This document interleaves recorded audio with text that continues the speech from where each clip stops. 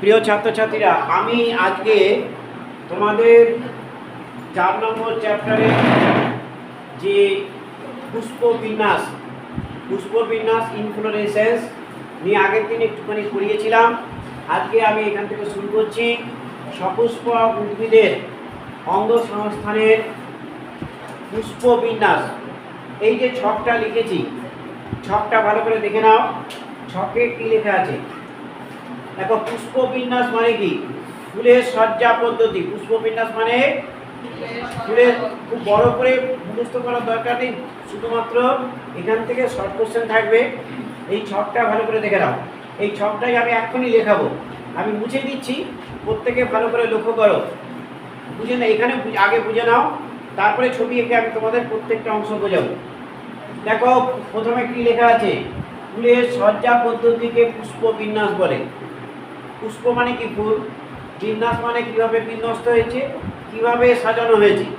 অর্থাৎ উদ্ভিদের কাণ্ড বা শাখা প্রশাখার ওপর ফুলের সজ্জা পদ্ধতিকে পুষ্পবিন্যাস বলে। সবাই বুঝেছো এটা? ফুলটা কোথায় থাকে? কাণ্ড বা শাখা প্রশাখার ওপরে কিভাবে আছে তার তার ভিত্তিতে একে দুই ভাগে ভাগ করা হয়েছে। এক হচ্ছে রেসিমোজ আর একটা হচ্ছে সাইমোজ। আমি তোমাদের আগের দিন দেখিয়েছিলাম। আমি রেসিমোজের একটা ছবি দেখাচ্ছি। অনিয়ত, ধরো এই একটি মঞ্জরি দণ্ড বা পুষ্পদণ্ড কাকে বলে?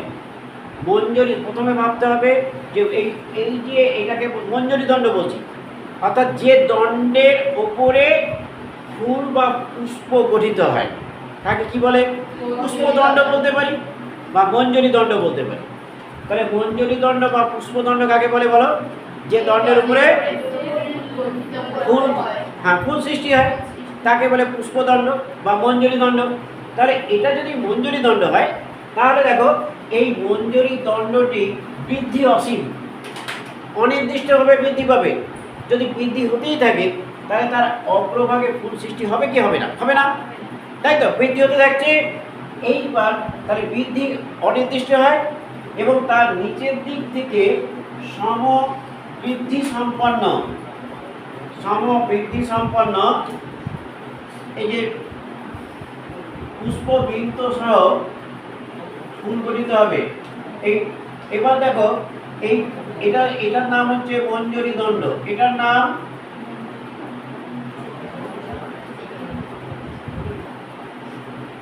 মঞ্জরি দণ্ড, পুষ্পদণ্ড বা পুষ্পদণ্ড বলতে পারো। এবার দেখো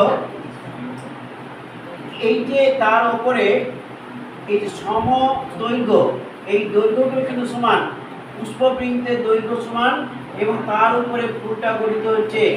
দেখো নিচের দিকের ফুলগুলো বড় হবে এবং উপরের দিকের ফুলগুলো আস্তে আস্তে ছোট হতে থাকবে।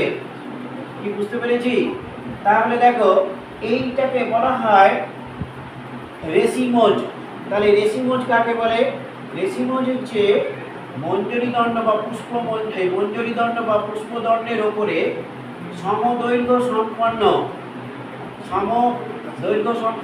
সমদৈর্ঘ্য বৃত্তযুক্ত পুষ্প এখানে এর উপরে গঠিত হয়। অর্থাৎ এটাই হচ্ছে রেসিমোজ। অর্থাৎ মঞ্জরি দণ্ডের বৃদ্ধি অনির্দিষ্ট হবে, তার অগ্রভাগে ফুল সৃষ্টি হবে না এবং নিচের দিকের ফুলগুলি বড় হবে, উপরের দিকের ফুলগুলি ছোট হবে। একে কি বলে বলো? আগে দিয়ে লিখেছিলাম নিচের দিক, না না এইটা নয়। এই যে তিনটে বৈশিষ্ট্য, এক হচ্ছে মঞ্জরি দণ্ডের বৃদ্ধি অনির্দিষ্ট, দুই হচ্ছে মঞ্জরি দণ্ডের শীর্ষে ফুল সৃষ্টি হয় না, আর তিন হচ্ছে ফুলগুলি নিচের দিকের ফুলগুলি বড় হয়, ওপরের দিকের ফুলগুলি ছোট হয়। এই জন্য একে কি বলা হয়? অগ্র উন্মুখভাবে ফোটে। ফুলগুলি কেমনভাবে ফোটে? অগ্র উন্মুখভাবে। যদি ওপরের দিকের ফুলটা আগে ফুটতো নিচে এবং ক্রমান্বয়ে নিচের দিকে ফুলগুলো ফুটতো, তাহলে তাকে কি বলতাম? নিম্নোন্মুখ। এটা অগ্র উন্মুখ। অগ্র উন্মুখকে কি বলবো? অভিকেন্দ্রিক। এটাকে কি বলবো? অগ্র উন্মুখ বা অভিকেন্দ্রিক। তাহলে অগ্র উন্মুখ বা অভিকেন্দ্রিক। বুঝতে পেরেছি? তাহলে রেসিমোজের তিনটে বৈশিষ্ট্য কি কি বলো? এক, বৃদ্ধি অনির্দিষ্ট। এক হচ্ছে বৃদ্ধি, পুষ্পদণ্ড বা মঞ্জুরিদণ্ডের বৃদ্ধি, মঞ্জুরিদণ্ডের শীর্ষে ফুল থাকে না। আর ফুলগুলি কেমন ভাবে ফুটবে? নিচের দিকে ফুল বড় হবে, উপরের দিকে ফুল ক্রমান্বয়ে ছোট হতে থাকবে। এই ঘটনাটাকে কি বলে? অগ্র উন্মুখ বা অভিকেন্দ্রিক। সবাই বুঝতে পেরেছি? বলো, রেসিমোজ পুষ্পদণ্ড বা মঞ্জুরিদণ্ডটির বৃদ্ধি কেমন হবে? অনির্দিষ্ট। দুই, মঞ্জুরিদণ্ডের শীর্ষে ফুল সৃষ্টি হবে না। তিন, ফুলগুলি অগ্র উন্মুখ ভাবে ফুটবে, মানে অগ্রভাবে নিচের দিকে ফুলটা আগে হবে, যে আগে হয় তা সেটা বড় হবে, বড় হতে থাকবে। আর উপরের দিকে ফুলগুলো নিশ্চয়ই ছোট হতে থাকবে, মানে যেটা কুড়ি হলো সেটা সবচেয়ে ছোট হবে। তাহলে নিশ্চয়ই আমরা রেসিমোজ বা অনির্দিষ্ট বৈশিষ্ট্যগুলো বুঝতে পেরেছি। এবার আমি এই রেসিমোজকে 8 ভাগে ভাগ করা হয়েছে। রেসিমোজকে কয় ভাগে ভাগ করা হয়েছে আগে বুঝিয়ে নিই, ভালো করে লক্ষ্য করো। প্রথমটা হচ্ছে রেসিম। প্রথমটা কি হচ্ছে? প্রথমটা রেসিম। রেসিম তাহলে মঞ্জুরিদণ্ডের বৃদ্ধি অনির্দিষ্ট। সংখ্যাটা দেখো, মঞ্জুরিদণ্ডের বৃদ্ধি, মঞ্জুরিদণ্ডের বৃদ্ধি অনির্দিষ্ট, মানে ওপরে কোনো ফুল হবে না। এবং মঞ্জুরিদণ্ডের ওপরে দেখো সমদৈর্ঘ্য সম্পন্ন বৃত্তযুক্ত পুষ্প গঠিত হয়। এই যে পুষ্প বৃত্তের দৈর্ঘ্যগুলো সব সমান আছে। তাহলে নিশ্চয়ই এটা বুঝতে পেরেছি। পুষ্প, এটা হচ্ছে মঞ্জুরিদণ্ড, এবং এই যে পুষ্পবৃন্ত, এটা আমি তোমাকে আমি একটা ছবি দেখালে পুষ্পবৃন্ত, এই ছবিটা আমি এখানে একটা ছবি দেখিয়ে দিই তোমাদের। দেখো, আমি পরে দেখাবো। আমি আগে বুঝতে পারছো না বলে এই জায়গাটা একটু দেখিয়ে দিই।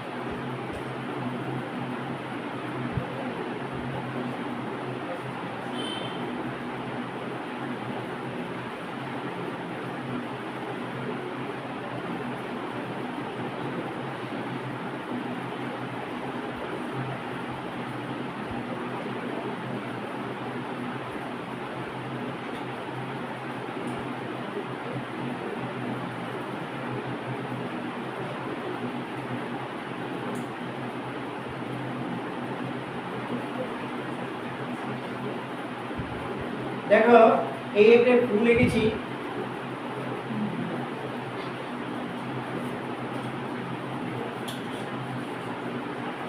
এই যে ফুলটা, এই যে ফুলের এই অংশটাকে বলে পুষ্পবৃন্ত।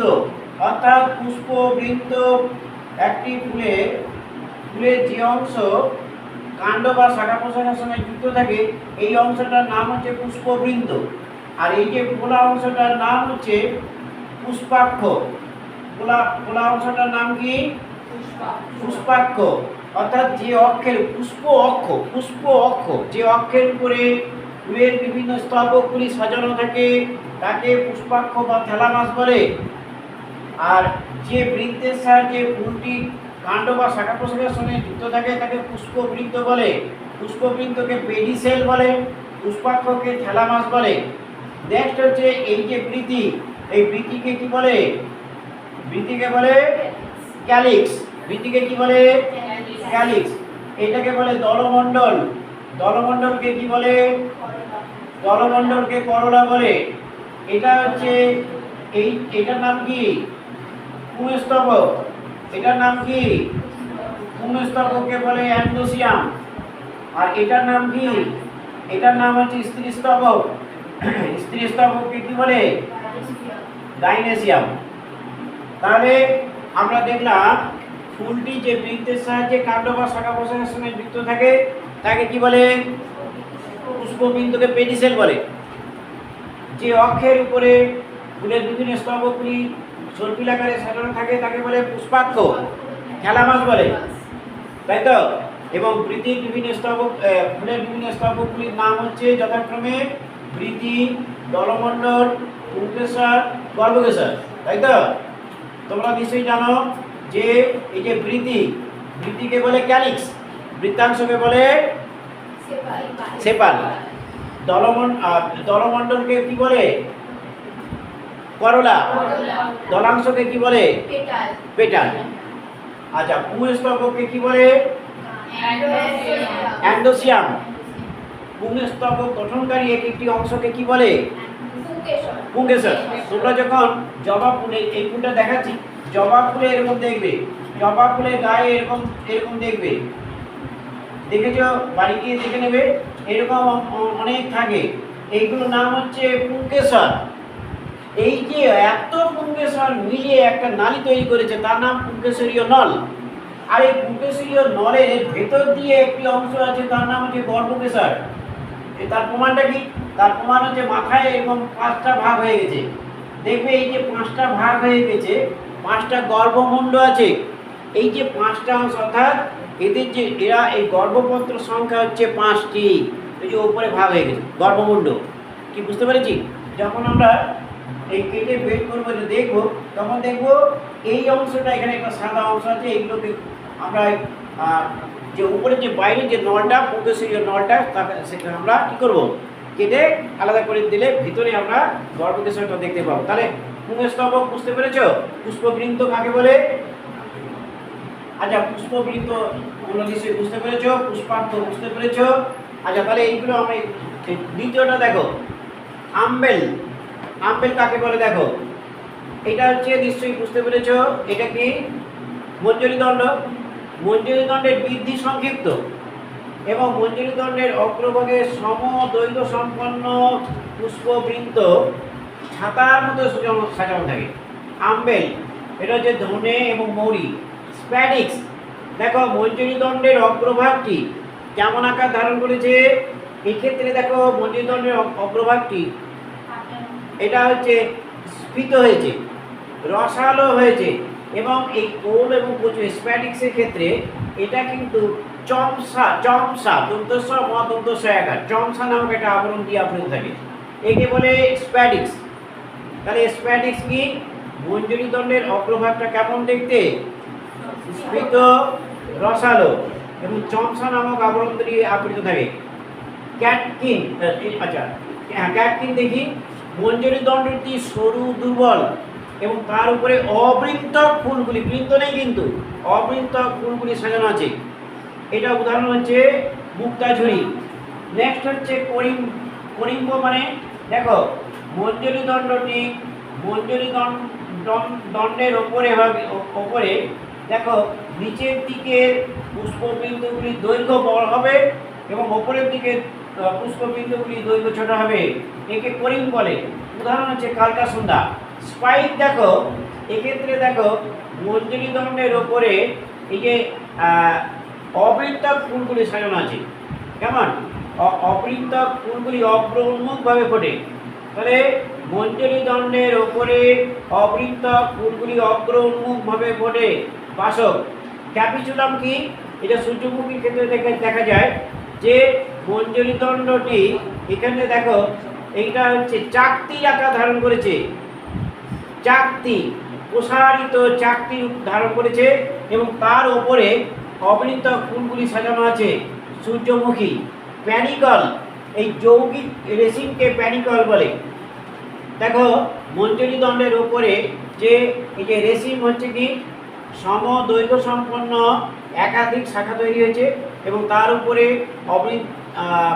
সমদৈর্ঘ্য সম্পন্ন সমবৃন্ত সম্পন্ন পুষ্প গঠিত হয়েছে, অর্থাৎ যৌগিক রেশিম হচ্ছে প্যানিকল আম। তাহলে এই যে 6 প্রকার, এই 8 প্রকার, প্রথমটার নাম হচ্ছে রেশিম। তোমরা এক এক করে ছবি আঁকো, আমি মুখ দিয়ে বলি। ছবি এঁকেছো, প্রথমটা নিশ্চয়ই আঁকা হয়ে গেছে, তাহলে প্রথমটা আঁকা হয়ে গেছে। প্রথমটা সংজ্ঞাটা কি লিখেছিলে?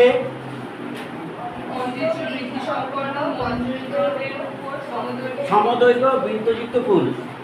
সমদৈর্ঘ্য দেখো, এই যে দৈর্ঘ্যটা, এই বৃন্ত, ফুলের যে বৃন্ত থাকে সেই বৃন্তগুলো দৈর্ঘ্য সমান। এটা হচ্ছে রেসিম, সরিষা।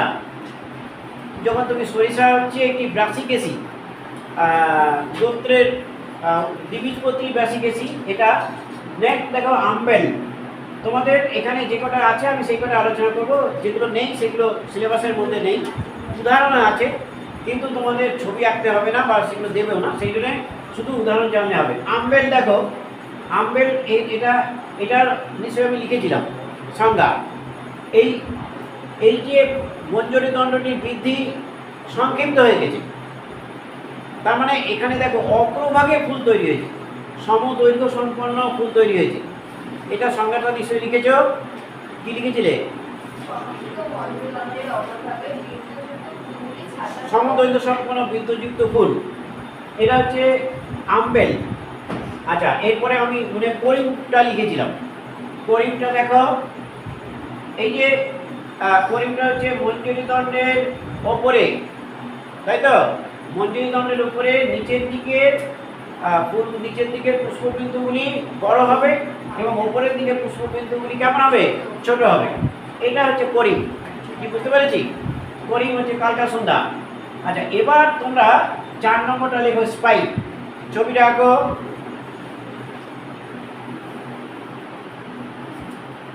ছবিটা এঁকে ফেলো।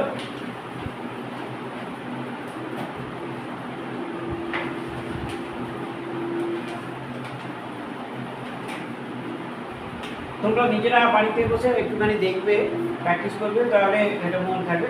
স্পাইক দেখো, মঞ্জরি দণ্ডের ওপর, এটা একটা মঞ্জরি দণ্ড বা পুষ্পদণ্ড লিখতে পারো। মঞ্জরি দণ্ডের ওপর অবৃন্তক ফুলগুলি অগ্রোন্মুখভাবে পড়ে।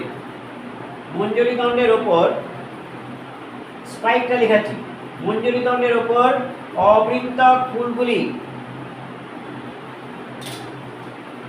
অগ্রোন্মুখভাবে পড়ে। মঞ্জরি দণ্ডের উপর অবৃন্তক ফুলগুলি অগ্রোন্মুখভাবে পড়ে। অগ্রোন্মুখ মানে কি বলতো? নিচের দিকের ফুলগুলো দেখেছো বড় হয়েছে, ওই উপরের দিকে ফুলগুলি ক্রমান্বয়ে ছোট হবে। অগ্রোন্মুখভাবে পড়ে। অগ্রোন্মুখ বানান কি? অ বয়রফলা ওকার, দন্তন্বয় ময় সংযুক্ত, অগ্রোন্মুখ ময়সু হবে খ। অগ্রোন্মুখভাবে ফোটে। আচ্ছা, এটা তাহলে লিখেছ, ছবিটা এঁকেছো সবাই? 5 নম্বর দেখো, স্প্যাডিক্স। স্প্যাডিক্স দেখো, এই ছবিটা আঁকো। ওল এবং কচু। আমি তোমাদের এই যত ছবি দিচ্ছি, এই ছবিগুলো আমি একটা জেরক্স করে তোমাদের দেবো, তোমরা নিজেরা লিখবে কোনটা কি পরের দিন। আমি যতটা আজকে পড়াবো এই ছবিগুলো তোমাদের এটা পরীক্ষা হবে এবং নিচে এটা লিখবে কোন ধরনের এটা রেসিমজ এবং এই কোন উদ্ভিদে দেখা যায়। আচ্ছা, স্প্যাডিক্সের ছবিটা লিখেছ, লেখো মঞ্জরি দণ্ডটি অগ্রভাগ স্ফীত রসালো।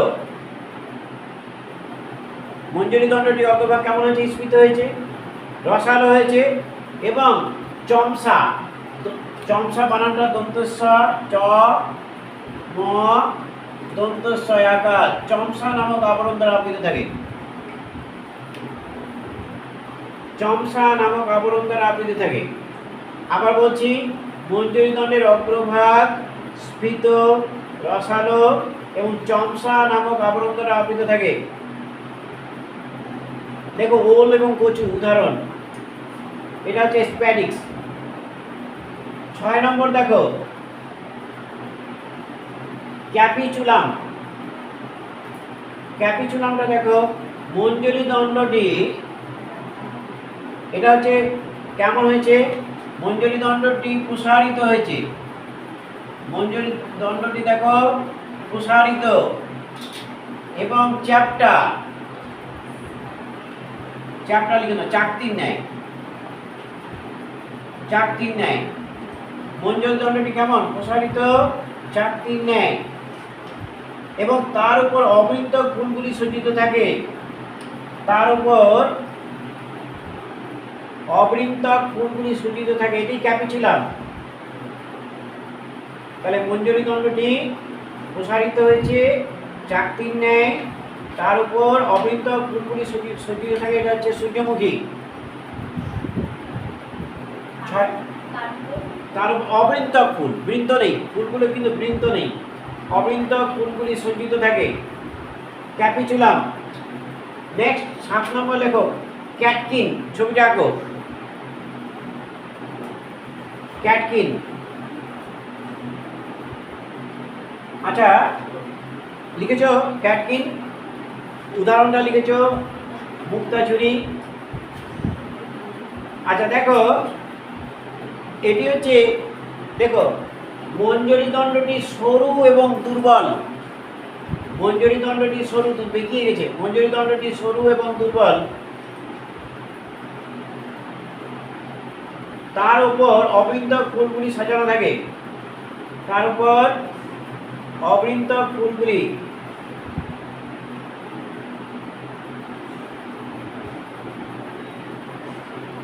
সাজানো থাকে। ক্যাটকিন, মুক্তাঝুরি। তাহলে আচ্ছা, মঞ্জরি দণ্ডটি দুর্বল এবং সরু। আর একটা কথা লিখো তো, নিম্নমুখ ভাবে থাকে, মানে মঞ্জরি দণ্ডটি নিচের দিকে, মুখটা নিচের দিকে, মঞ্জরি দণ্ডের মুখটা কেমন ভাবে থাকবে? নিচের দিকে থাকে, মানে বেঁকিয়ে থাকে। ব্র্যাকেটে লিখে রাখো বা যদি জায়গা থাকে সেখানে যে কোনো একটা জায়গায় দেখো, মঞ্জরি দণ্ডটি কেমন ভাবে থাকে? নিম্নমুখ। ফুলগুলির কথা বলছি না কিন্তু আমি, মঞ্জরি দণ্ডটি নিম্নমুখ ভাবে থাকে। তাহলে মঞ্জরি দণ্ডটি সরু, দুর্বল, তার উপর ফুলগুলি অবৃন্তক ফুল সাজানো থাকে, মঞ্জুরি দণ্ডটি নিম্নমুখ ভাবে থাকে, নিম্নমুখ, মুক্তাঝুরি। এবার 8 নম্বর দেখো, প্যানিকল। প্যানিকল হচ্ছে আম, ছবিটা আঁকো। এক কথায় লিখে রাখো, দেখো এখানে দেখো, এই যে রেসিম, এই একটা ছবি, এই একটা এখানে একটা আছে, এই আর একটা ছবি এখানে একটা আছে, এই এখানে এই যে রেসিমের, এখানে একটা রেসিম, এখানে একটা রেসিম, এখানে একটা রেসিম। তাহলে এই যে ঘটনাটা, এটা হচ্ছে যৌগিক রেসিম।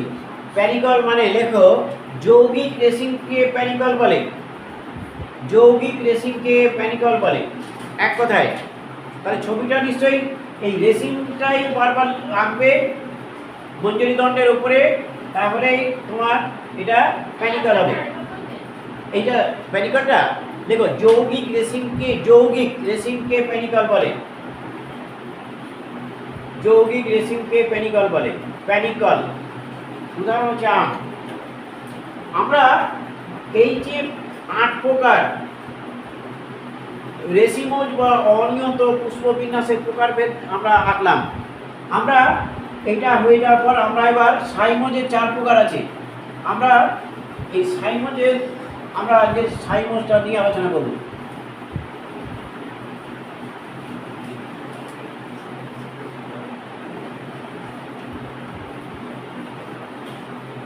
এবার আমরা রেসিমোজ মুখস্থ করবে। রেসিমোজ কয় প্রকার? 8 প্রকার। পরের দিন ধরবো কিন্তু, এবার মুখস্থ করবে। আর আমি ছবি পরের দিন তোমাদের ছবি, এই ছবিটাই দেবো, তোমরা নিচে লিখবে, আমাকে খাতাটা জমা দেবে। আচ্ছা, এবার আমরা সাইমোজ, সাইমোজ সাইমোজ বা নিয়ত, সাইমোজ মানে নিয়ত।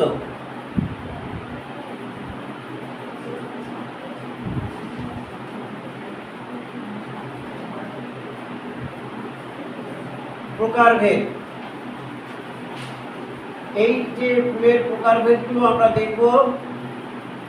দেখো সাইমোজ মানে কি, একটা এটা কিন্তু একটি নির্দিষ্ট মঞ্জরি দণ্ডটি বৃদ্ধি হবে, সীমিত হবে। ফলে মঞ্জরি দণ্ডের অগ্রভাগে ফুল সৃষ্টি হবে। আগে কোথায় ফুল সৃষ্টি হবে? মঞ্জরি দণ্ডের অগ্রভাগে, এবং তারপরে নিচের দিক থেকে ফুলগুলো তৈরি হবে। কেমন?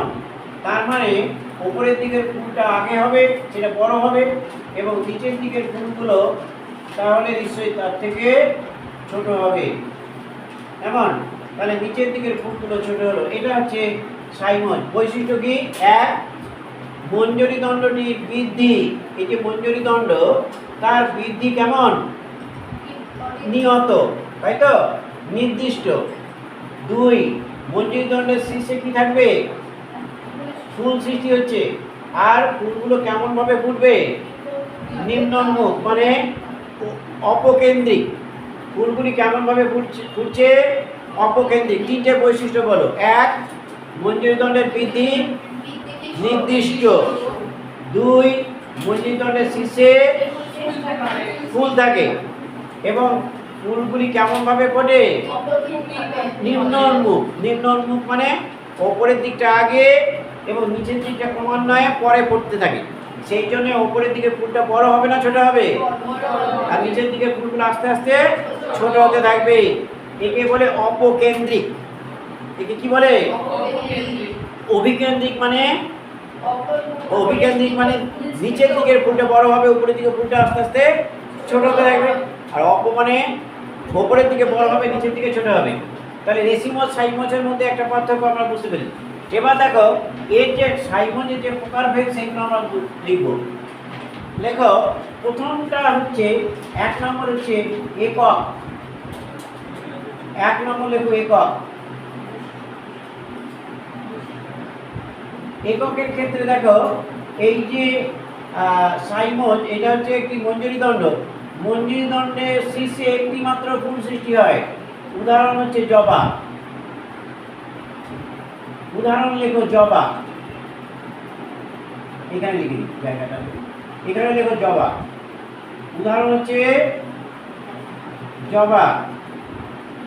আচ্ছা, এইটা ছবিটা লিখেছ। দেখো, মঞ্জরি দণ্ডের শীর্ষে একটি মাত্র ফুল সৃষ্টি হয়। একক, একে বলে একক। আচ্ছা, নেক্সট আমরা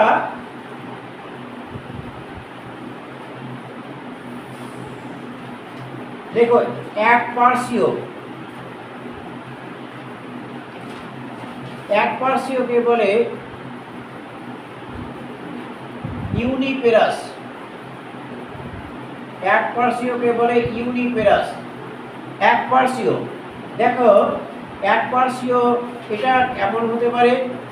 এই যে একটি মঞ্জরি দণ্ড, এই মঞ্জরি দণ্ডের থেকে একটি শাখা নির্গত হলো। এই শাখা অগ্রভাগে একটি ফুল সৃষ্টি হলো। আবার মঞ্জরি দণ্ডের থেকে আরেকটি শাখা তৈরি হলো, সেখানে আবার একটি ফুল তৈরি হলো। তাহলে এই যে একটু ভুল হলো, এটা এরকম নয়। এই মঞ্জরি দণ্ডের শীর্ষে একটি শাখা তৈরি হবে এবং তার একটা ফুল তৈরি হবে। ফুলটা একটু বড় করি। একটি ফুল তৈরি হলো, আরেকটি শাখা তৈরি হলো, ফুল তৈরি হলো। এইভাবে শাখা তৈরি হতে থাকবে এবং ফুল গঠিত হতে থাকবে। এটা হচ্ছে এই ধরনের, একে বলা হয় বৃশ্চিকাকার। বৃশ্চিকাকার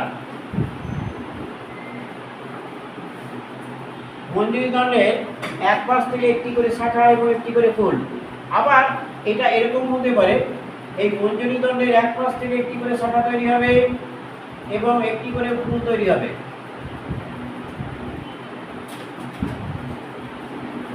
এটা হচ্ছে শুন্ডাকার। একটা হচ্ছে বৃশ্চিকাকার, একটা হচ্ছে শুন্ডাকার। এটা হচ্ছে হাতিসুর। উদাহরণটা হচ্ছে হাতিসুর। আর এটা হচ্ছে কাঞ্চিরা।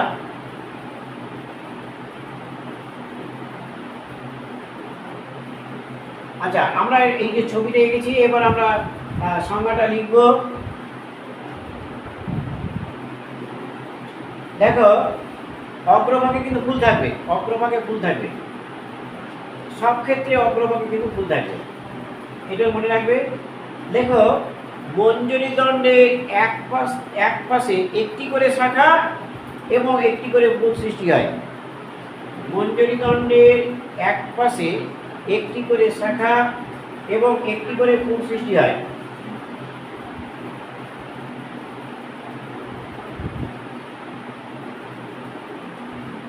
মঞ্জরি দণ্ডের এক ছবিটি আঁকার পরে সংজ্ঞাটা লেখো। 3 নম্বর দেখো, দ্বিপার্শ্বীয়।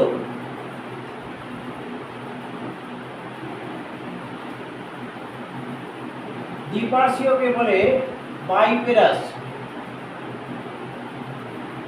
দ্বিপার্শ্বীয়কে বলা হয় মঞ্জরি দণ্ডের এক পাশে একটি করে শাখা একটি করে ফুল। এই মঞ্জরি দণ্ডের এক পাশে একটি করে শাখা তৈরি হলো, একটি করে ফুল তৈরি হলো। কেমন? এই পাশে ওই যে মঞ্জরি দণ্ড, এক পাশে একটি শাখা একটা ফুল, আবার একটা শাখা একটা ফুল, একটা শাখা একটা ফুল, একটা শাখা, এইভাবে শাখা তৈরি হবে, একটি করে ফুল হবে।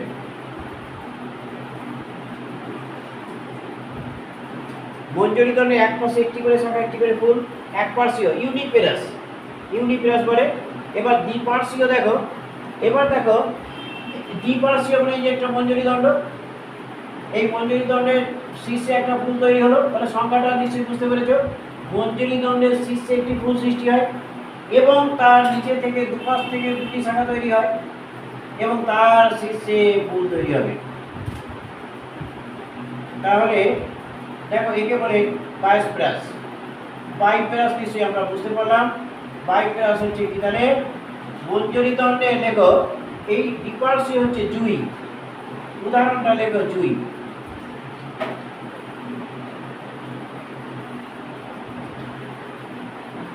আচ্ছা, এটা নিশ্চয়ই বুঝতে পেরেছো। আচ্ছা, ছবিটা দেখে আমরা সংখ্যাটা লিখবো। আগে ছবিটা এঁকে ফেলো। বাইপেরাস লিখেছো? দেখো মঞ্জরি দণ্ড, লেখো মঞ্জরি দণ্ডের শীর্ষে একটি ফুল সৃষ্টি হওয়ার পর, মঞ্জরি দণ্ডের শীর্ষে একটি ফুল সৃষ্টি হওয়ার পর, লিখেছ?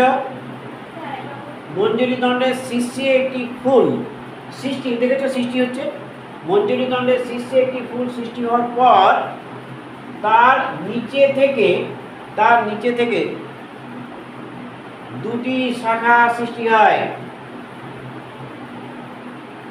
দুটি শাখা সৃষ্টি হয় এবং তার অগ্রভাগে ফুল সৃষ্টি হয়। তার অগ্রভাগে ফুল সৃষ্টি হয়। জুই। উদাহরণটা লেখো, জুই। এবার আমরা চারটে ভাগ আছে দ্বিপার্শ্বীয়। এবার হচ্ছে 4 নম্বর লেখো, বহুপার্শ্বীয়। 4 নম্বর হচ্ছে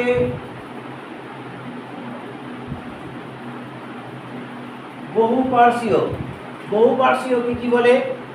বহুপার্শ্বীয়কে মাল্টিপেরাস বলে। এটা একটু মুছে দিই। বহুপার্শ্বীয় 4 নম্বর লেখো, বহুপার্শ্বীয়। দেখো মাল্টিপেরাস।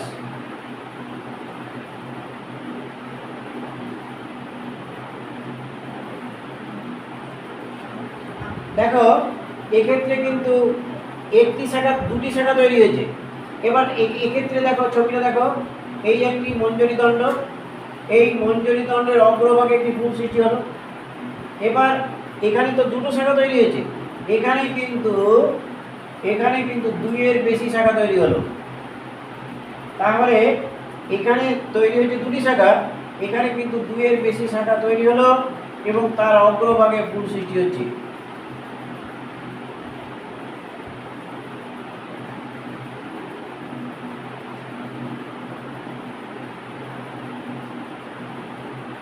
তাহলে এটা হচ্ছে মাল্টিপেরাস। উদাহরণ হচ্ছে আকন্দ।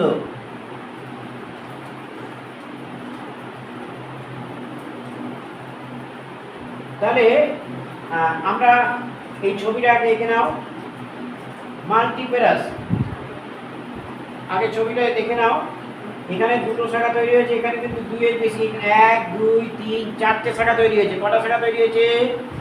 এখানে দেখো একটা দুটো, এখানে হচ্ছে একটা দুটো তিনটে চারটে। তাহলে দেখো মঞ্জরি দণ্ডের অগ্রভাগে একটি ফুল সৃষ্টি হওয়ার পর তার নিচে থেকে দুইয়ের বেশি শাখা সৃষ্টি হয়। মঞ্জরি দণ্ডের অগ্রভাগে একটি ফুল সৃষ্টি হয়েছে, সৃষ্টি হওয়ার পর তার নিচে থেকে দুইয়ের বেশি শাখা সৃষ্টি হয়। তার নিচে থেকে দুইয়ের বেশি শাখা সৃষ্টি হয়।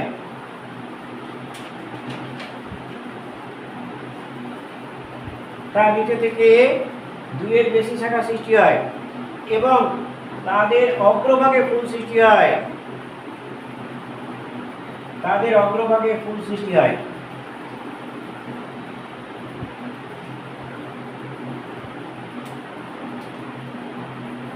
আচ্ছা, আমরা মাল্টিপ্লাস কি বুঝতে পেরেছি? আচ্ছা, তোমাদের এই যে এতটা পড়ালাম, একটা প্রশ্ন করে দিতে দেখি কে বলতে পারে। কোনো একটা ফুলের ছবি আমি দিলাম, তোমাকে বললাম যে এই ফুলটা রেসিমোজ না সাইমোজ, কি দেখে বলবে? একদম কারেক্ট। শীর্ষে যদি ফুল থাকে তাহলে সেটা সাইমোজ, শীর্ষে যদি ফুল না থাকে রেসিমোজ। তাহলে প্রথমেই ভাগ করে নেব, তারপরে ভাগগুলো নিশ্চয়ই বুঝতে পারবো। এছাড়াও বিশেষ 3 প্রকার পুষ্প বিন্যাস আছে, আমরা সেই ছবিটা আঁকবো। এবার আমরা যেটা পড়তে যাচ্ছি সেটা হচ্ছে বিশেষ পুষ্প বিন্যাস। দেখো, বিশেষ পুষ্প বিন্যাস। বিশেষ পুষ্প বিন্যাস কিছু ফুলে দেখতে পাওয়া যায়, যে ফুলগুলি আমরা দেখতে পাই না, যেমন ডুমুর এবং বট, এদেরকে এটা আমরা দেখতে পাই না। আচ্ছা, আমরা বিশেষ পুষ্প বিন্যাস দেখো, বিশেষ পুষ্প বিন্যাস।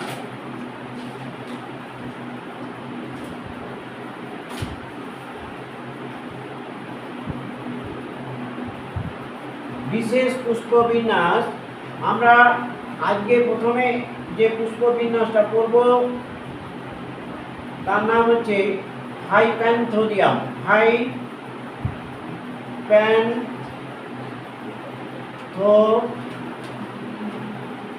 হাইপ্যান্থোডিয়াম এর উদাহরণটা হচ্ছে ডুমুর এবং বট। ডুমুর এবং বট এদের মধ্যে দেখতে পাওয়া যায়। আগে ছবিটা আঁকি, তাহলে দেখতে বুঝতে পারবো। এই একটি গোলাকার পুষ্পাধার। এই যে পুষ্পাধার, এই পুষ্পাধারে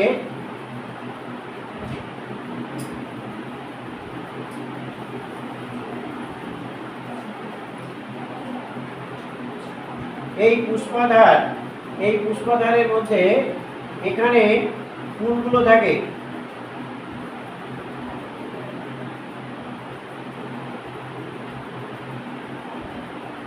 এখানে একটা ছিদ্র আছে, তাহলে এই যে একটি পুষ্পাধার তৈরি হয়েছে, এটাকে বলে পুষ্পাধার।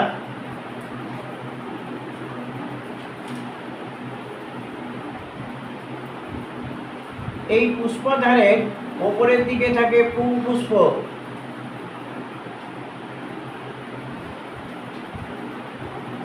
মাঝখানে থাকে ক্লিপ পুষ্প,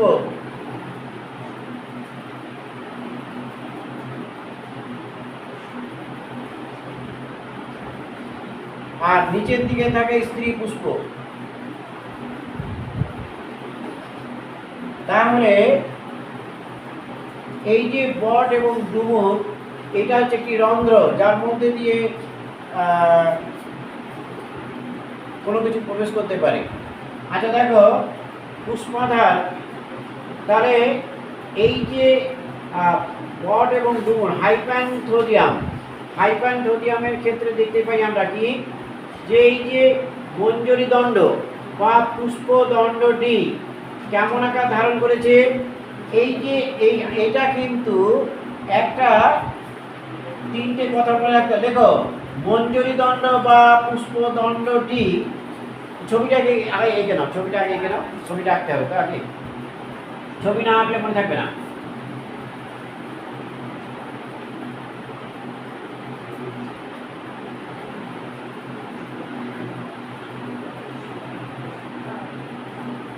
বিশেষ 3 প্রকার পুষ্প বিন্যাস আছে, তার মধ্যে একটা আমরা লিখলাম এটা হাইপ্যানথোডিয়াম। হাইপ্যানথোডিয়াম স্পট এবং ডুমুরের মধ্যে দেখতে পাওয়া যায়।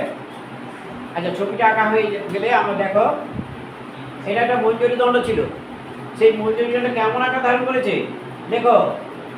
মঞ্জরি দণ্ডটি, এটা কিন্তু একটা মঞ্জরি দণ্ড। মঞ্জরি দণ্ডটি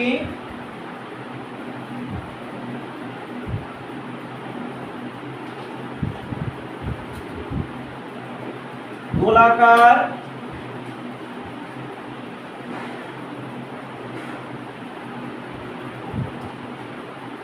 রসালো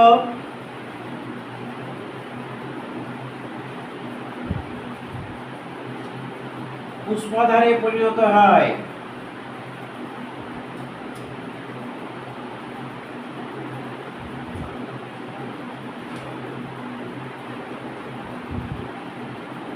তাহলে দেখো, মঞ্জরি দণ্ডটি কেমন আকার ধারণ করেছে? গোলাকার রসালো পুষ্পধারে পরিণত হয়। পুষ্পাধারের ওপরের দিকে, এই পুষ্পাধারের ওপরের দিকে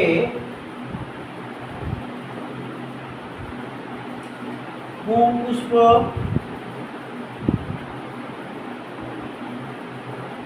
এবং নিচের দিকে স্ত্রী পুষ্প গঠিত হয়। স্ত্রী পুষ্প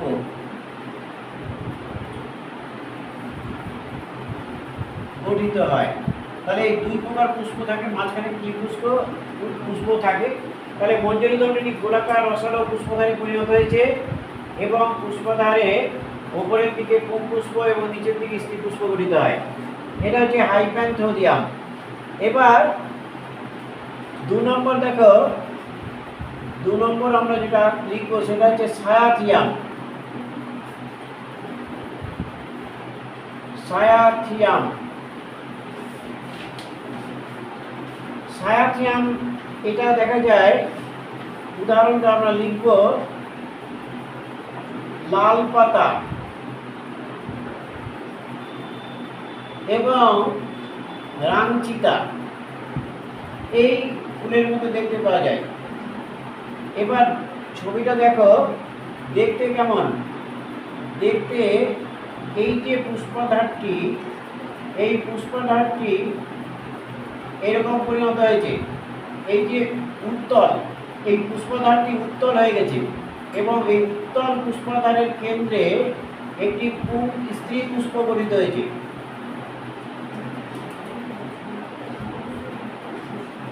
একটা স্ত্রী পুষ্প গঠিত হয়।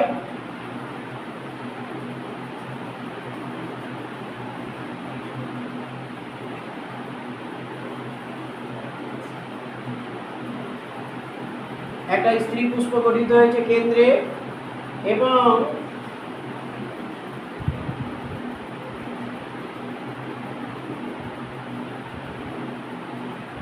এই যে একটা, আর দেখো এর ভেতরে কেন্দ্রে এখানে কিন্তু পুষ্প গঠিত হয়েছে।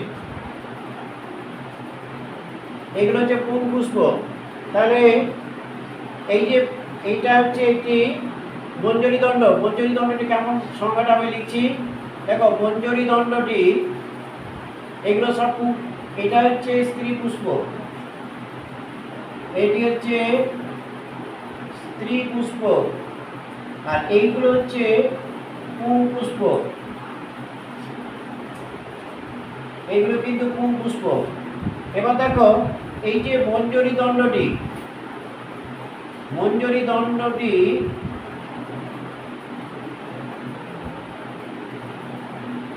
মঞ্জরি দণ্ডটি উত্তল আকার ধারণ করে। উত্তল আকার ধারণ করে। এই যে উত্তল আকার ধারণ করেছে, এর কেন্দ্রে থাকে, এর কেন্দ্রে একটি স্ত্রী পুষ্প, এর কেন্দ্রে একটি কি থাকে? স্ত্রী পুষ্প থাকে এবং তাকে বেষ্টন করে থাকে পুষ্প, তাকে বেষ্টন করে থাকে পুষ্প। তাহলে আমরা নিশ্চয়ই বুঝতে পারলাম যে সায়াথিয়াম হচ্ছে লাল পাতা এবং রামচিতা এদের মধ্যে দেখতে পাওয়া যায়। মঞ্জুদণ্ডটি কেমন আকার ধারণ করেছে? উত্তলাকার ধারণ করেছে। তার কেন্দ্রে কি থাকে? একটি স্ত্রী পুষ্প থাকে এবং তাকে বেষ্টন করে কি থাকে? না, পুষ্প থাকে। এটাকেই বলে সায়াথিয়াম। আরও এক প্রকার আছে, তিনটে ভাগ। তিন নম্বর ভাগ হচ্ছে ভার্টিসিলেস্টার। 3 নম্বর ভাগটা লেখো, ভার্টিসিলেস্টার। ভার্টিসিলেস্টার হচ্ছে, এটা দেখা যায় উদাহরণটা হচ্ছে, লেখো উদাহরণটা হচ্ছে রক্তদ্রণ এবং শ্বেতদ্রণ, এদের এই সমস্ত ফুলে দেখা যায়। আমরা এর একটা ছবি দেখো, ভার্টিসিলেস্টার। ভালো করে লক্ষ্য করো, এই একটি, এটা কিন্তু এটা রেশিমোজের ছবি এবং রেশিমোজের অগ্রভাগে কি তৈরি হয়? রেশি তোমরা দেখেছো যে একটি ফুল তৈরি হলো। এবার এই প্রথমে এখান থেকে দুটি শাখা তৈরি হবে, পাইপ্রাস। এটা হচ্ছে পাইপ্রাস তৈরি হয়ে গেল। এবার এই পাইপ্রাস, এই যে পাইপ্রাস তৈরি হয়েছে, এবার এই পাইপ্রাস থেকে এইবার কিন্তু এখান থেকে ইউনিপ্রাস হবে। কিরকম? এইগুলো হচ্ছে ইউনিপ্রাস হচ্ছে। এটা হচ্ছে ভার্টিসিলেস্টার। তাহলে ভার্টিসিলেস্টার সংজ্ঞাটা কিরকম? এই যে রেশিমোজ, এটা তো রেশিমোজ, মঞ্জরি দণ্ডটি, হ্যাঁ না, এটা মানে এক্ষেত্রে শীর্ষে ফুল তৈরি হবে, মানে এটা এক্ষেত্রে মঞ্জরি দণ্ডের শীর্ষে একটা ফুল তৈরি হলো। এবার মঞ্জরি দণ্ড থেকে বাইপ্রাস হবে। বাইপ্রাস মানে এখানে একটা শাখা, এখানে থাকা তৈরি হলো এবং সেখান থেকে ইউনিপ্রাস। ইউনিপ্রাসটা বার করো। ইউনিপ্রাস দেখো, ইউনিপ্রাসের ক্ষেত্রে কি হয়েছে দেখি, ছবিটা দাও, ছবিটা দেখলে বুঝতে পারবে। ছবি এঁকেছে তো?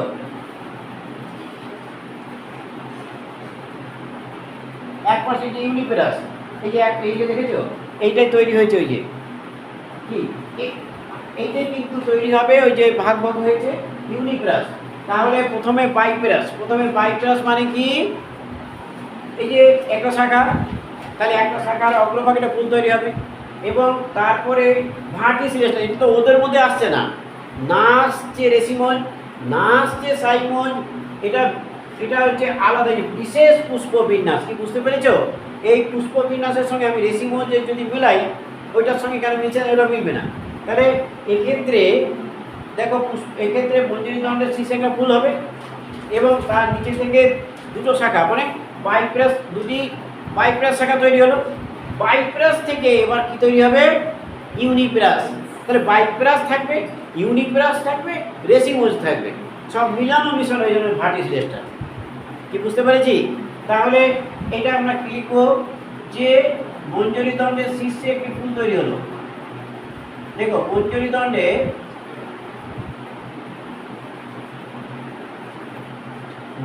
দণ্ডে শীর্ষে ফুল সৃষ্টি হওয়ার পর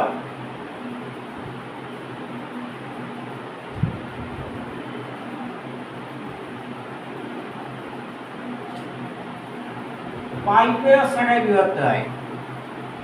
পাইপ্রাস শাখায়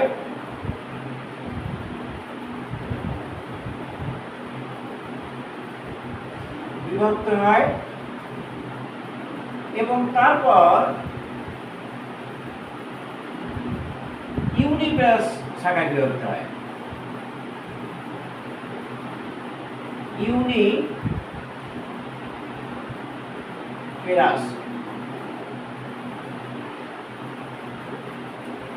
শাখায় বিভক্ত হয়। তাহলে বাইপ্রাস মানে দুটো শাখায় বিভক্ত হবে, দুই। তার থেকে আবার ইউনিপ্রাস হচ্ছে। ইউনিপ্রাসের ছবিটা নিশ্চয়ই বুঝতে পেরেছো। ইউনিপ্রাস মানে কি? ইউনিপ্রাস মানে কি? ইউনিপ্রাস মানে এক পাশ থেকে একটি শাখা একটি করে ফুল, এক পাশ থেকে একটি শাখা একটি ফুল, একটি শাখা একটি ফুল তৈরি হচ্ছে, এটা ইউনিপ্রাস। তাহলে আগে বাইপ্রাস হলো, তারপরে ইউনিপ্রাস হলো, আবার অগ্রভাগে ফুল তৈরি হলো, সব মিলানোর সময় একটা ঘটনা, সেটাই হচ্ছে ভার্টিসিলেস্টার। এটা কিন্তু মনে রাখবে বিশেষ পুষ্পবিন্যাস, এটা কিন্তু ওই পুষ্পবিন্যাসের সঙ্গে মিলছে না। এই যে হাইপ্যানথোডিয়াম, সায়াথিয়াম এবং ভার্টিসিলেস্টার, এই তিনটে হচ্ছে বিশেষ পুষ্পবিন্যাস। কি বুঝতে পেরেছি? এদের সঙ্গে ওদের মিলালে কিন্তু মিলবে না। তাহলে এবার আমরা তোমরা যে ফুলটা দেখবে এবং ফুলের যে সজ্জা পদ্ধতি লিখবে, সেটা ছবিটা কীরকম হবে, বৃত্তিগুলি কেমনভাবে যুক্ত থাকে, দলমণ্ডলগুলি কেমনভাবে যুক্ত থাকে, সেই ছবিগুলো আমি আঁকবো। অর্থাৎ পুষ্পাক্ষের ওপরে আমি এই ছবিটা মুছে দিচ্ছি এবং আমরা এরপরে ছবি আমি আঁকবো। এটা পুরো হয়ে গেছে। এবার আমরা যেটা লিখবো, দেখো পুষ্পাক্ষের উপর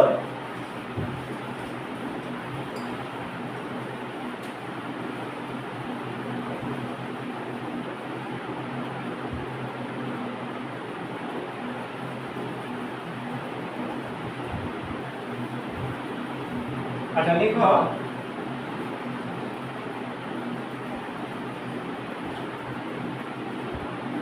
পুষ্পাক্ষ মানে তো জানো তোমরা,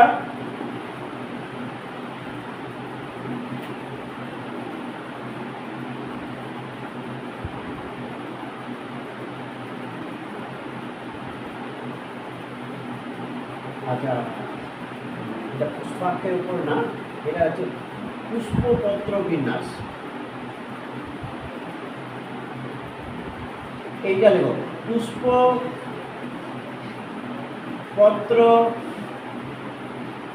বিন্যাস এর প্রকারভেদগুলি লেখো।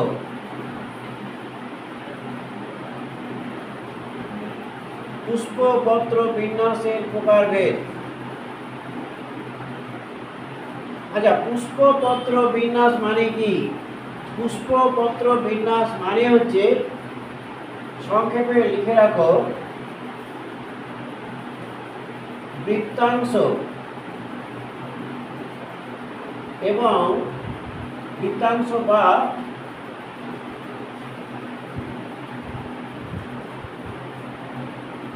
তলাংশের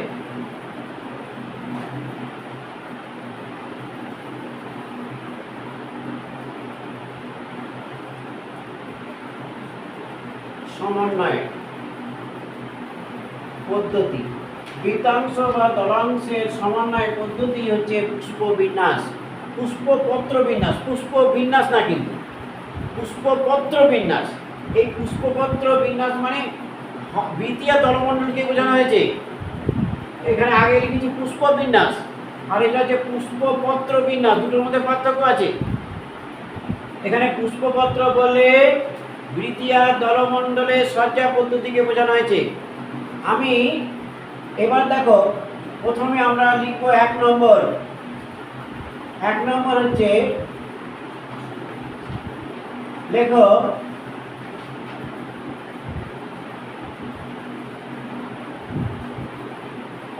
প্রথম হচ্ছে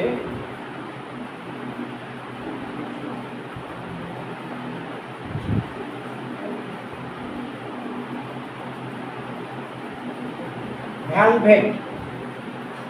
দেখো ভ্যালভেট, ভ্যালভেটকে বলে প্রান্তস্পর্শী। ভ্যালভেট বা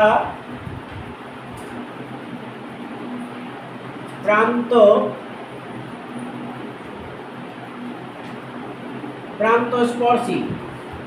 আমি আগে ছবি আঁকছি, তারপরে আমরা ধরো কোনো একটি ফুলের মধ্যে এই 5টি বৃত্তি থাকে, বা দলমণ্ডল থাকে।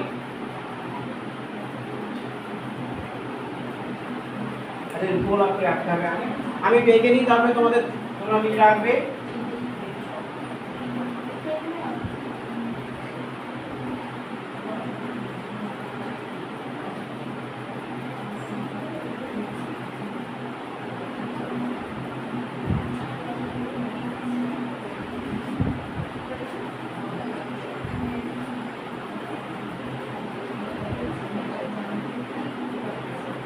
আচ্ছা দেখো, এই আমি টোটালটা একটা বৃত্তি বা দলমণ্ডলের ছবি এঁকেছি।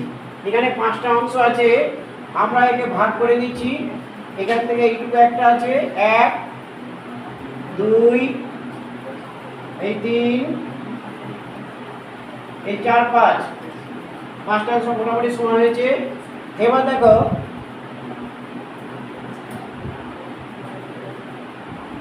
তোমরাও এরকম করে এঁকে নাও।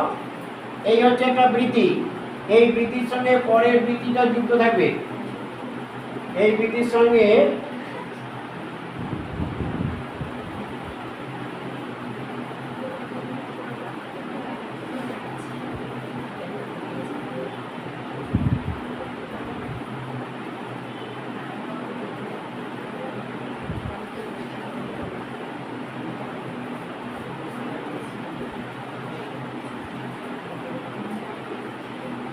এখানে দেখো, এখানে 5টা বৃত্তি যুক্ত আছে। একটা বৃত্তি, দুটো বৃত্তি, 3টে বৃত্তি, 4টে বৃত্তি, এই 5টা বৃত্তি যুক্ত আছে।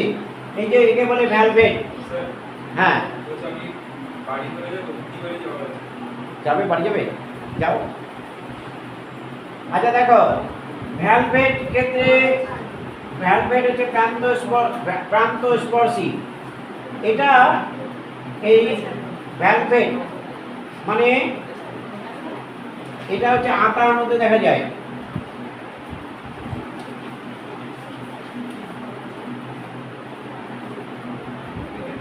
ভ্যালভেট, তাহলে ভ্যালভেট কাকে বলে? দেখো, এটা কি ছবিটা পেরেছো? আঁকি কেন, কিরকম করে আঁকলাম বুঝতে পেরেছো তো? 5 ভাগে ভাগ করে দিলে খুব সহজে, এবং ওইগুলোকে তুমি মিশিয়ে দিলে 5টা বৃত্তি আছে বা দলমণ্ডল আছে। বৃত্তি হতে পারে বা দলমণ্ডল হতে পারে 5টা, এবং প্রত্যেকটার সঙ্গে প্রান্ত করে স্পর্শ করে আছে। যদি এইভাবে থাকে তাকে বলে ভ্যালভেট। তাকে কি বলে? ভ্যালভেট বলে। এবং এর ভ্যালভেট কাকে বলে লেখো, ছবিটা আঁকো।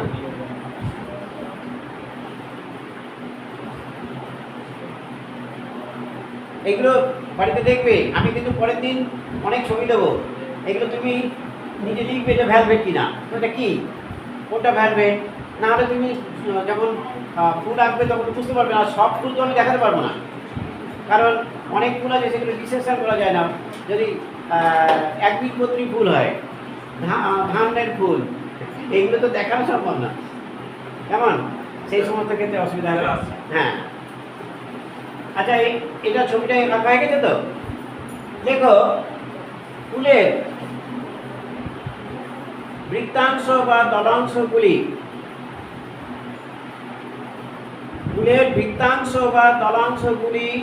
প্রান্ত ভাগ যখন পরস্পর স্পর্শ করে থাকে,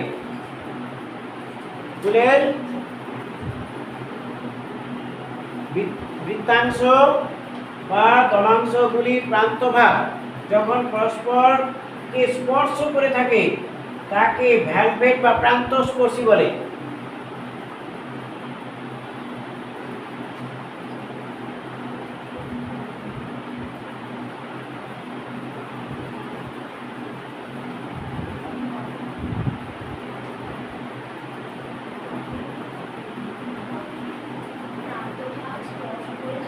হ্যাঁ, এই যে বৃত্তাংশ, এই একটা এই কটা বৃত্তি আছে? 5টা।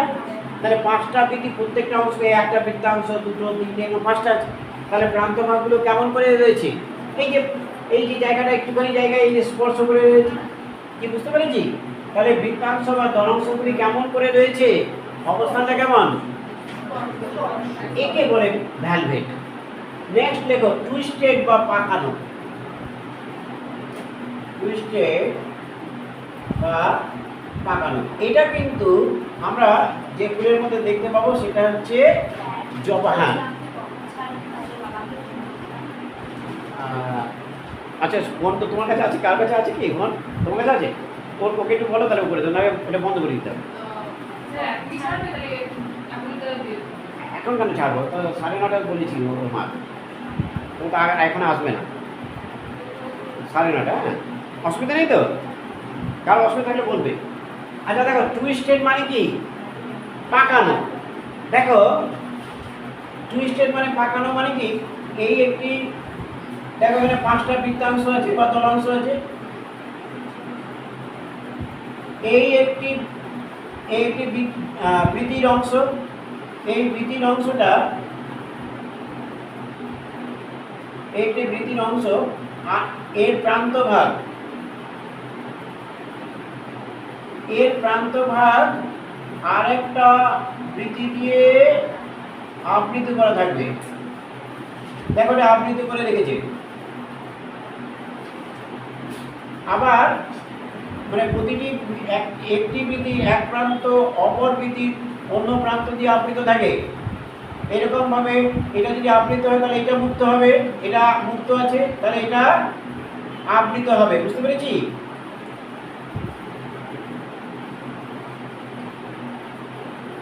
আবার দেখো এটা আবৃত আছে তার মানে এই অংশটা মুক্ত হবে।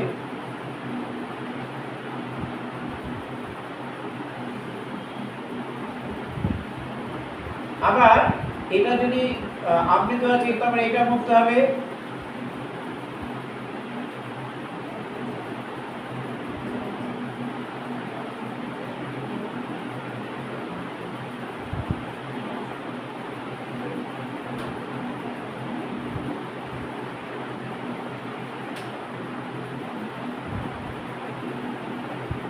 এই যে আমি এটা দেখালাম,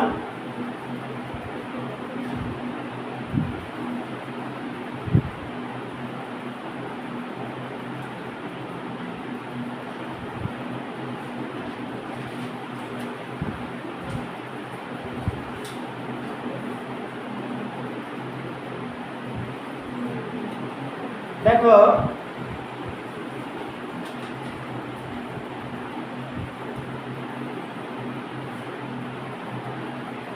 এই যে একে বলে টুইস্টেড, এর উদাহরণ হচ্ছে জবা।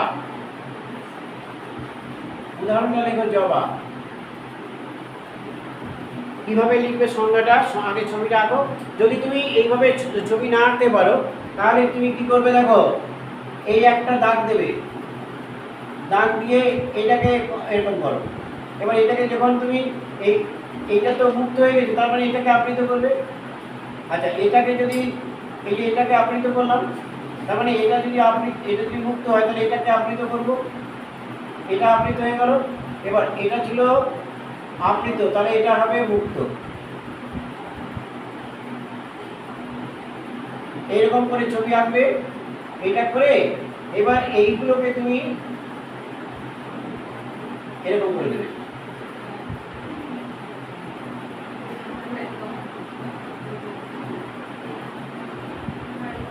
ঠিক আছে? তাহলে নিশ্চয়ই আমরা বুঝতে পারলাম যে কিভাবে করব। দাগ যদি না পারো তাহলে দাগ দিয়ে রাখবে। আচ্ছা তাহলে তুমি, হ্যাঁ এই যে জবা। আচ্ছা এবার দেখো জবা তোমাদের মালভেসি গোত্রের ফুল হচ্ছে জবা। আচ্ছা দেখো দেখো ফুলের দলমণ্ডল, ফুলের বৃত্তাংশ বা দলাংশগুলি একটি ফুলের দলাংশ বা বৃত্তাংশগুলির একটি যখন একটি প্রান্ত যখন ফুলের দলাংশ বা বৃত্তাংশগুলির একটি প্রান্ত যখন অপরটির দ্বারা আবৃত থাকে। ফুলের দলাংশ বা বৃত্তাংশের একটি প্রান্ত যখন অপরটির দ্বারা আবৃত থাকে। একটি প্রান্ত অপরটির দ্বারা আবৃত আছে, একটি প্রান্ত অপরটির দ্বারা আবৃত আছে। তাকে টুইস্টেড বা পাকানো বলে। উদাহরণ হচ্ছে জবা।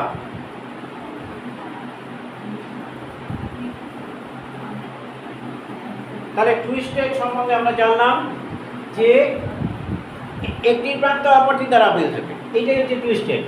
এবার আমরা জানবো 3 নম্বর লেখো ই ব্রিকেট।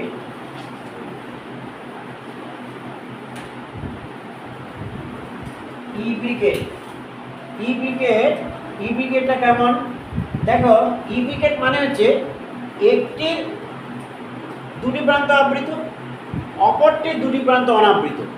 এই একদম সোজা, একটি এই যে একটা লিখলাম, এই একটা এর দুই প্রান্ত আবৃত করলাম তো, তাহলে একটি দুটি প্রান্ত আবৃত করলাম। এই অপরটি এই ধরো এইটা এর দুই প্রান্ত অনাবৃত, তাহলে এটা করলাম এইরকম আগে আঁকো, তারপর এটা পুরোটা কভার করো।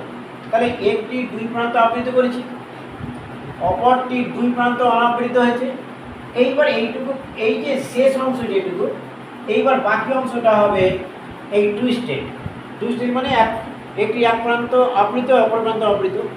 তাহলে দেখো একটি দুই প্রান্ত আবৃত করেছি হয়েছে, একটি দুই প্রান্ত অনাবৃত করেছি।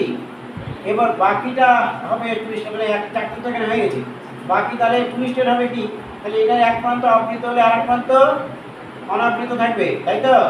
নিশ্চয়ই এখান থেকে আমি আরেকটা এটাকে আমি কভার করব আর এটাকে ভেতরে নেব। কি বুঝতে পেরেছি? এটাকে ভেতরে নেব কেন, কারণ এটা তো ভেতরে গেছে, তাহলে এটা বাইরে হবে, তার মানে অপরটি হবে টুইস্টেড। কি বুঝতে পেরেছি? কি বললাম? বৃত্তাংশ বা দলাংশগুলির একটি দুই প্রান্ত আবৃত থাকবে, অপরটি দুই প্রান্ত অনাবৃত থাকবে, বাকিগুলি টুইস্টেড হবে। একে ই ব্রিকেট বলে। তাহলে এটাকে আমি পুরোটা কভার লিখে দিই।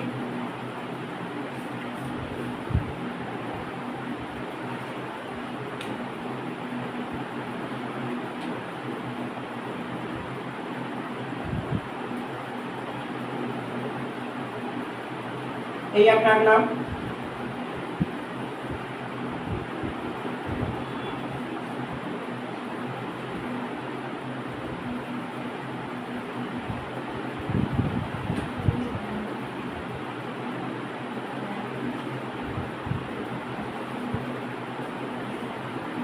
নিশ্চয়ই বুঝতে পেরেছ যে একটি দুই প্রান্ত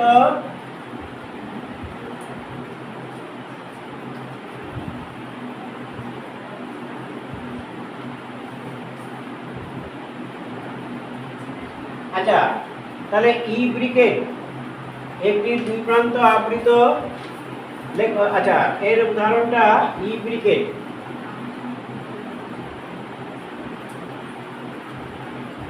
ই ব্রিকেটের উদাহরণটা দেখে নাও তো, কি আছে ই ব্রিকেটের উদাহরণটা, তো আমাকে দেখে নিচ্ছি।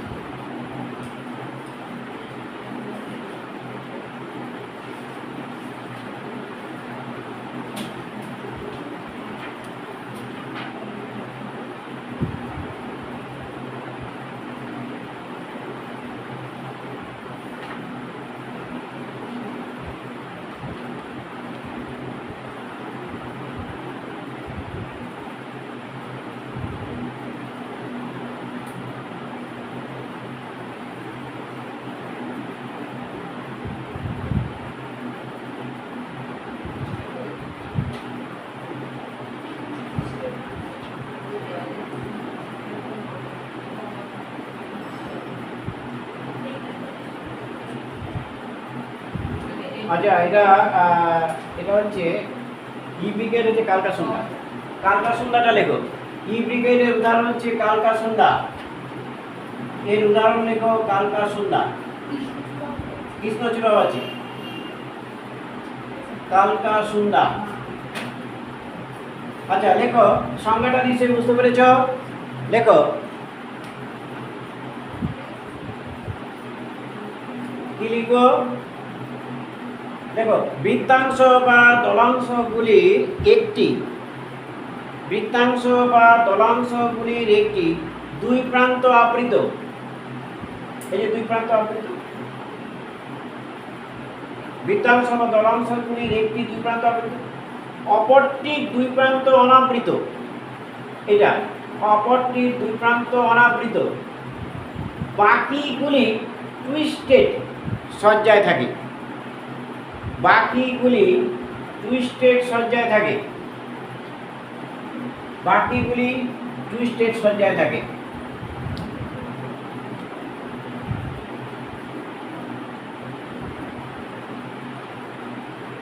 এরপরে আমরা 4 নম্বর লিখব।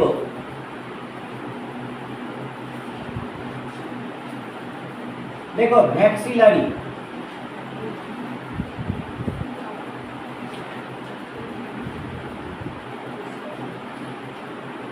ভ্যাক্সিলারি, ভ্যাক্সিলারির ক্ষেত্রে আমরা একদম ফুলটার নাম বলে দিতে পারি। ফুলটার নাম হচ্ছে মটর ফুল, দেখেছো তো? মটর ফুলে আমি তোমাদের মটর ফুলটা এটা দেখাবো। মটর ফুলে একটি বিষম ফুল, এবং একে এক প্রতিসম, মানে একবারই কাটা যাবে, সমান দুই ভাগে ভাগ করা যাবে, বারবার করা যাবে না। তাই যে ফুল একবারই সমান দুই ভাগে ভাগ করা হয় তাকে বলা হয় কি বলে, জাইগোমরফিক। জাইগোমরফিক মানে একবারই মাত্র সমান দুই ভাগে ভাগ করা যাবে, এবং যে ফুলকে একবারই মাত্র ভাগ করা গেলে সেই ফুলটা চিহ্ন হবে এই। আর যে ফুলকে বারবার আমরা সমান দুই ভাগে ভাগ করতে পারি তাকে লিখতে হবে এই।